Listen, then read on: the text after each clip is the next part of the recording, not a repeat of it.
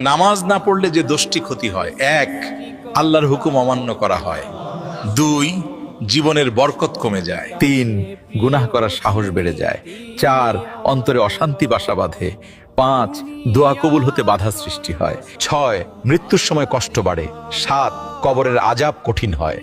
আট, হাসরের ময়দানে প্রথম প্রশ্নেই ব্যর্থ হতে হয়, নয়, জান্নাত দূরে সরে যায়, দশ, জাহান্নামের শাস্তির পথে চলে যায়। নামাজ শুধু ফরজ নয়, এই নামাজই আমাদের রক্ষা।